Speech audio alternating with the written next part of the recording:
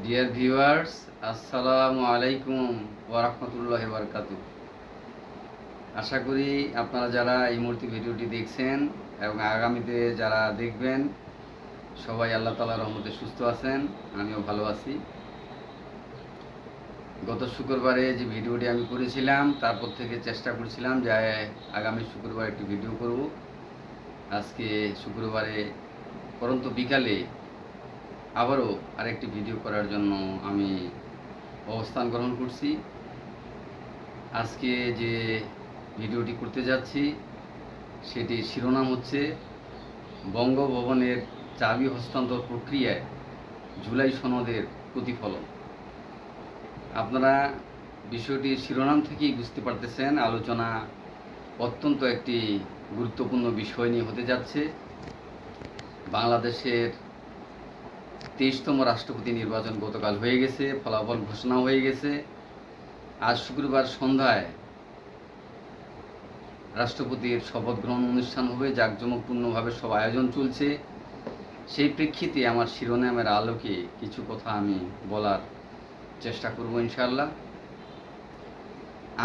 আপনারা জানবেন, আমি আমার আলোচনার শুরুতে মহান রবের মহান বাণী, অমীয় বাণী, চিরন্তন বাণী, সারা বিশ্বের জন্য যে চিরসত্য বাণী আল কুরআন, সেখান থেকে আমি ভিত্তি হিসাবে, আমার আলোচনার ভিত্তি হিসাবে আমি কোরআনে কারিম থেকে আয়াত তেলাওয়াত করি। আজকে আমি সূরা নেসার 58 নম্বর আয়াতের অংশবিশেষ তেলাওয়াত করছি। বিসমিল্লাহির রহমানির রহিম। ইন্নাল্লাহা ইয়া'মুরুকুম আন তুআদ্দিল আমানাতি ইলা আহলিহা। আয়াতটির সরল বাংলা অনুবাদ হচ্ছে, নিশ্চয়ই আল্লাহ তাআলা তোমাদের নির্দেশ দিচ্ছেন তোমরা আমানতসমূহ যোগ্য ব্যক্তিদের হাতে অর্পণ করবে। অত্যন্ত একটি আল্লাহ তাআলার পক্ষ থেকে মহাবিশ্বের সকল মানুষের জন্য যে আমানতের যে ভার, আমানতের যে দায়িত্ব, যে বোঝা, সেটা আমরা যেন উপযুক্ত ব্যক্তিদের হাতে, যোগ্য ব্যক্তিদের হাতে অর্পণ করি। সে ব্যাপারে আর মহান রব সর্বশ্রেষ্ঠ মানুষকে তার সর্বশ্রেষ্ঠ কোরআনের মাধ্যমে আমাদের জানিয়ে দিয়েছেন। কোরআনের এই আয়াতটিকে সামনে রেখে এবং শিরোনামটিকে আলোচনার শিরোনাম হিসেবে, বক্তব্যের সূচনা হিসেবে যে কথাগুলো বললে আপনারা উপকৃত হবেন, আমিও উপকৃত হব, শুধুমাত্র সেই কথাগুলা মহান রব যেমন আমার মুখ দিয়ে বের করার ব্যবস্থা করেন। ওমা তৌফিক ইল্লা বিল্লাহ। এরপর যে আমি মূল আলোচনায় যাচ্ছি। মূল আলোচনা বুঝতে পারছেন, যেহেতু বঙ্গভবনের চাবি হস্তান্তর প্রক্রিয়া হয়ে যাচ্ছে সন্ধ্যা নাগাদ, এই জন্য 23তম রাষ্ট্রপতি হিসাবে জাতীয়তাবাদী দল বিএনপির মহাসচিব, সাবেক মহাসচিব, বর্তমান যিনি রাষ্ট্রপতি নির্বাচিত হয়েছেন জনাব মির্জা আলমগীরকে আমি লাল গোলাপ শুভেচ্ছা জানাচ্ছি। তিনি নির্বাচিত হওয়ার পরে মির্জা ফখরুল ইসলাম আলমগীরকে সর্বপ্রথম লাল গোলাপের শুভেচ্ছা জানিয়েছিলেন আমাদের প্রধানমন্ত্রী তারেক রহমান। আমিও আমার অন্তঃস্থল থেকে মির্জা ফখরুল ইসলাম আলমগীর রাষ্ট্রপতি নির্বাচিত হয়, আমি তাকে অভিনন্দন জানাচ্ছি, তার সুস্বাস্থ্য কামনা করছি, তার দীর্ঘায়ু কামনা করছি। তিনি এখন শুধু জাতীয়তাবাদী দলের রাষ্ট্রপতি নন, তিনি বাংলাদেশের রাষ্ট্রপতি, বাংলাদেশের আপামর জনগণের রাষ্ট্রপতি। তিনি দল মত নির্বিশেষে প্রতিটি মানুষের, প্রতিটি ভোটারের, প্রতিটি ব্যক্তির তিনি রাষ্ট্রপতি। তিনি দেশের স্বাধীনতা, সার্বভৌমত্ব রক্ষার অতন্দ্র প্রহরীর একজন অন্যতম কাণ্ডারি। এই জন্য আল্লাহ তাআলা যেন তাকে তার এই গুরুত্বপূর্ণ দায়িত্ব পালনে তাকে যেন তৌফিক দান করেন, আমি দোয়া করছি, আল্লাহুম্মা আমিন। এ পর্যায়ে আমি বলতে চাচ্ছি, জুলাই সনদের যে প্রতিফলন হওয়ার কথা ছিল, আজকে যে বঙ্গভবনের যে নির্বাচন হলো বা রাষ্ট্রপতি নির্বাচন হলো 23তম, সেখানে কতটুকু প্রতিফলন আমরা দেখতে পেলাম। আজকে প্রায় 1 বছর আগে ডক্টর ইউনূস সরকারের আমলে 9 মাস ব্যাপী আলোচনা পর্যালোচনা করে হাজার হাজার ঘন্টা মুহূর্ত সময় অর্থ ব্যয় করে যে জুলাই সনদ সকল দলের ভিত্তিতে সম্মতির ভিত্তিতে যে জুলাই সনদ প্রণীত হয়েছিল, যেখানে বিএনপি, জামাত ইসলাম এবং ইসলামী সকল দল স্বাক্ষর করেছিল, সেই জুলাই সনদ কতটুকু এই নির্বাচনে আমরা দেখতে পাইলাম জুলাই সনদের প্রতিফলন, জুলাই সনদের নীতিমালার প্রতিফলন। আজকে জুলাই সনদের যে বিষয়টা রাষ্ট্রপতি নির্বাচনে ৭০ অনুচ্ছেদে যেটা আগে ছিল, আমরা জানি যে প্রেসিডেন্ট পদের নির্বাচনে সরকার দলীয় যে সমস্ত সংসদ সদস্য থাকবেন, তারা সরকারি দলের প্রার্থীর বাইরে অন্য কোনো প্রার্থীকে ভোট দিলে তার সংসদ সদস্য পদ বাতিল হয়ে যাবে। এই পূর্বের ধারার ভিত্তিতে, পূর্বের নীতিমালার ভিত্তিতেই আজকে প্রেসিডেন্ট নির্বাচিত হল। এই জন্য জুলাই সনদ যে চেতনা ছিল, জুলাই সনদ যে প্রণীত হয়েছিল, যে উদ্দেশ্যে প্রণীত হয়েছিল, সেটার ছিটা ফোটাও প্রেসিডেন্ট নির্বাচনে আমরা প্রতিফলন দেখতে পেলাম না, বাস্তবায়ন দেখতে পেলাম না। এই জন্য জুলাইয়ে যে ১৪০০ মানুষ জীবন দিয়েছিল, যে শত শত মানুষ, হাজার হাজার মানুষ যে আহত পঙ্গু হয়েছিল, এবং এখনও যারা জুলাই সনদের চেতনা বাস্তবায়নের প্রতীক্ষায়, তাদের সেই স্বপ্ন বাস্তবায়নের প্রতীক্ষায় যারা অধীর আগ্রহে অপেক্ষায় রয়েছেন, আজও তাদের হৃদয়ে নানা ব্যথা বেদনায় তারা জর্জরিত। কারণ জুলাই সনদের কোনো প্রতিফলন এই প্রেসিডেন্ট নির্বাচনে আমরা দেখতে পেলাম না। তবে আশার কথা হচ্ছে, আশার বাণী, আশার কথা হচ্ছে যে স্বৈরাচারী সরকার শেখ হাসিনার আমলের যে প্রেতাত্মা প্রেসিডেন্ট পদে বসেছিল শাহাবুদ্দিন চুপ্পু, তাকে নিয়ে জুলাই যোদ্ধারা সহ জুলাই আন্দোলনের সকল পক্ষ তাকে পদত্যাগ করার জন্য এবং তার বিরুদ্ধে যে তাকে অপসারণ করার জন্য যে আন্দোলন করছিল, যে কামনা বাসনায় তারা রত ছিল, সেটা বাস্তবায়ন হলো। এই জন্য সত্যি এটি একটি আনন্দের খবর যে জুলাই চেতনার অন্যতম বড় একটি দল, যে যারা জুলাই আন্দোলনে সক্রিয়ভাবে অংশগ্রহণ করেছিল এবং যিনি জুলাই আন্দোলনের এই 85-87 বছর বয়সেও, তার প্রবীণ বয়সেও যিনি জুলাই আন্দোলনে যিনি নানাভাবে ভূমিকা রেখেছিলেন, মির্জা ফখরুল ইসলাম আলমগীর, তাকে আমরা রাষ্ট্রপতি হিসাবে আমরা বঙ্গভবনে চাবি তার কাছেই অর্পণ করা হচ্ছে। এটা সত্যি একটা পরিবর্তনের খবর, সত্যি একটা আনন্দের খবর যে স্বৈরাচারের প্রেতাত্মা শাহাবুদ্দিন চুপ্পুর হাত থেকে চাবি হস্তান্তর হলো এখন জুলাই চেতনার এবং একজন অগ্রপথিকের হাতে, মির্জা ফখরুল ইসলাম আলমগীর, যিনার রাজনৈতিক অত্যন্ত বর্ণাঢ্য 60 বছরের রাজনৈতিক কেরিয়ার। এই জন্য এই বিষয়টি একটি আশার আলো এখান থেকে আমরা দেখতে পাচ্ছি। এ পর্যায়ে আমি বলতে চাচ্ছি, যদি জুলাই সনদের আলোকে বাস্তবায়ন হতো, তাহলে আমরা অবশ্যই বিএনপি এবং অন্যান্য দল সবাই আমরা বেশি আরও খুশি হতাম। যেহেতু প্রেসিডেন্ট নির্বাচনের তফসিল ঘোষণার পরে 90 দিনের মধ্যে নির্বাচন হওয়ার কথা ছিল, এবং আমরা শুনতেছিলাম আর কিছুদিন পরেই পার্লামেন্টে জুলাই সংশোধন বা জুলাই সংস্কার বিল এ ব্যাপারে পর্যালোচনা হবে এবং সেখানে সিদ্ধান্ত গ্রহণ হবে। আমরা জুলাই যোদ্ধারা এবং জুলাই চেতনার যারা আমরা অংশীদার ছিলাম, জুলাই চেতনায় যারা আমরা অভিষিক্ত ছিলাম, যদি জুলাই চেতনার এটা সংস্কারের আলোকে, সংশোধনের আলোকে, নীতিমালা সংশোধনের আলোকে যদি ভোটটা হতো, তাহলে বিএনপি যেহেতু নিরঙ্কুশ সংখ্যাগরিষ্ঠ দল, তাদের প্রার্থী মির্জা ফখরুল ইসলাম আলমগীরই প্রেসিডেন্ট পদে হয়তো নির্বাচিত হতেন। কিন্তু সেই সুযোগটা থেকে আমরা বঞ্চিত হলাম, সেই আশা থেকে আমরা আশাহত হলাম। এই জন্য তারপরেও আমরা এখান থেকে আগামীতে আমরা আশা করব জুলাই সনদ যেন অক্ষরে অক্ষরে বিএনপি সরকার বাস্তবায়ন করার কথা বলছে।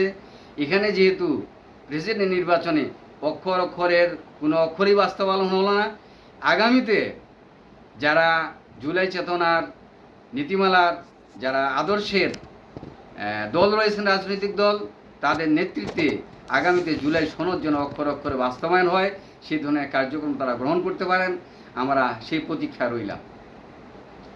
এ পর্যায়ে আমি পরের অংশে যে আলোচনায় বলতে যাচ্ছি এবং যেখানে যাচ্ছি, আল্লাহ তাআলা কোরআন মাজিদে যে আমি আয়াতটা তেলাওয়াত করেছি, আল্লাহ তাআলা 1400 বছর আগে তার নবী সাল্লাল্লাহু আলাইহি ওয়াসাল্লামের মাধ্যমে সারা বিশ্বের সকল মানুষকে নির্দেশ দিয়েছেন যে তোমরা তোমাদের আমানতসমূহ তোমাদের উপযুক্ত এবং যোগ্য প্রার্থীদের হাতে, যোগ্য ব্যক্তিদের হাতে অর্পণ করবে।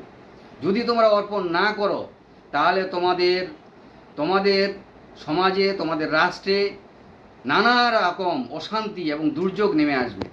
আমরা ইতিপূর্বে দেখেছিলাম, আমরা আমাদের শাসন কর্তৃত্ব একজন স্বৈরাচারী জালিম সরকার শেখ হাসিনার হাতে অর্পণ করেছিলাম। সে 17 বছরে আমাদের দেশকে কিভাবে রক্তাক্ত করেছিল, কিভাবে গণতন্ত্রকে হরণ করেছিল, কিভাবে মানবাধিকার, সাম্য, ন্যায় বিচারকে সে বলুণ্ঠিত করেছিল। এই জন্য সেদিক থেকে এখন জুলাই চেতনার আদর্শের যে ব্যক্তিরা রয়েছেন তাদের হাতে ক্ষমতা অর্পিত হয়েছে। আমরা আশা করব আজকে গণতান্ত্রিক পদ্ধতিতে এবং সুন্দরভাবে যে নির্বাচন যেভাবে হয়েছে, বিরোধী দল উষ্ণ অভ্যর্থনা জানিয়েছে প্রেসিডেন্টকে, আমরা আশা করব আগামীতে আমাদের দেশ, এই যে দেশের যে সমস্যা, দেশের যে মানুষের যে প্রত্যাশা, দেশের যে স্বাধীনতা, সার্বভৌমত্বর প্রতি আমাদের যে আঘাত, সব কিছুর মোকাবেলায় বর্তমান প্রেসিডেন্ট, বর্তমান প্রধানমন্ত্রী এবং বিরোধী দল সহ সবাই একত্রিতভাবে যদি তারা আমাদের দেশকে গড়ার জন্য এগিয়ে আসে, তাহলে অবশ্যই আমাদের দেশটি একটি এত সম্ভাবনার দেশ। এখানে অবশ্যই আমরা অনেক সুন্দর একটা প্রত্যাশা আমরা করতেই পারি। এ পর্যায়ে আমি বলতে চাচ্ছি যে বিষয়টা, সেটা হচ্ছে, দেখুন, আমরা একজন মসজিদের একটা মহল্লার মাত্র 400-500 মুসল্লির ইমাম নির্বাচন করি, বা 1000-2000 মুসল্লির আমরা ইমাম নির্বাচন করি। সেই ইমাম নির্বাচনে ইমামের আমরা পা থেকে মাথা পর্যন্ত বা মাথা থেকে পা পর্যন্ত তার চুল, দাড়ি, নখ, তার পরিবার, তার ঈমান, আকীদা, তার চরিত্র, তার আমানতদারিতা, তার সততা, তার মানুষের সাথে মুআমালাত, তার লেনদেন, সব কিছুই আমরা এখানে লক্ষ্য করি। এটা খুবই ভালো বিষয়, এটা দেখতে হবে। কারণ আল্লাহর ঘরের একজন দায়িত্ব বা চাবি বা আমরা দায়িত্ব অর্পণ করে একজন ব্যক্তির হাতে, তাকে আমরা অবশ্যই ভালোভাবে দেখে শুনে নিব। আমরা বাজারে যাই, দেখেন, বাজারে মাছ আমরা দেখতে যাই, আমরা তো পচা মাছ কেউ কিনি না। বাজারে সবচেয়ে ভালো মাছটা, একটু দাম বেশি হলেও সেই মাছটাই কিন্তু আমরা কিনি। সেটা রুই মাছ হোক, কাতল মাছ হোক, ইলিশ মাছ হোক, যে মাছই হোক। কিন্তু গোটা দেশ, বাংলাদেশের জনগণের 18 কোটি মানুষের সর্বোচ্চ সংসদীয় পদের প্রেসিডেন্ট একজন প্রার্থীকে আমরা নির্বাচিত করতে যাচ্ছি। সেখানে আজও 90% মুসলমানের দেশে আমরা মুসলমানের, আল্লাহ তাআলা যে মুসলমানের যে শাসনের কর্তৃত্বের যে যোগ্যতা এবং গুণাবলী বলেছেন, যে আমানতদারিতার কথা বলছেন, যে ন্যায় বিচার এবং সুবিচার তার মধ্যে যোগ্যতা দক্ষতার কথা বলেছেন, কোরআন এবং হাদিসের আলোকে যে তার যোগ্যতা দক্ষতার কথা বলেছেন, সেটা কি আমরা আমাদের নেতৃবৃন্দ আমরা কি লক্ষ্য করতে পারছি, পর্যবেক্ষণ করতে পারছি? আমরা সবাই একমত হব যে না, আমরা সত্যি সেভাবে এখনও দেখতে পাচ্ছি না। তবে আশার কথা হচ্ছে, আমরা দেখতে পাচ্ছি ইদানিং বিএনপি সহ অনেক দল, অনেক ইসলামী দল, তারা সুস্পষ্টভাবে বলছে যে তারা জুলাই সনদের আলোকেই শুধু নয়, তারা মদিনার সনদের আলোকেও বাংলাদেশকে পরিচালিত করবে। এটা বিএনপির অনেক বড় বড় নেতার মুখ থেকে আমরা শুনেছি যে তারেক জিয়া প্রত্যাবর্তন করলে জুলাই সনদের আলোকে এবং মদিনা সনদের আলোকে বাংলাদেশকে পরিচালিত করবে। আর এদিকে জামাত ইসলাম সহ যে ইসলামী দলগুলো রয়েছে, তারা তো কোরআন হাদিসের যে সুস্পষ্ট চেতনা, কোরআন হাদিসের রাসূল সাল্লাল্লাহু আলাইহি ওয়াসাল্লামের প্রণীত যে আদর্শ, মহান আদর্শ, কোরআনের যে চিরন্তর বাণী, তার আলোকেই শরিয়া ভিত্তিক তারা রাষ্ট্র পরিচালনা করার জন্য, বিনির্মাণের জন্য তারা চেষ্টা করে যাচ্ছে। এটা অবশ্যই একটা শুভ লক্ষণ।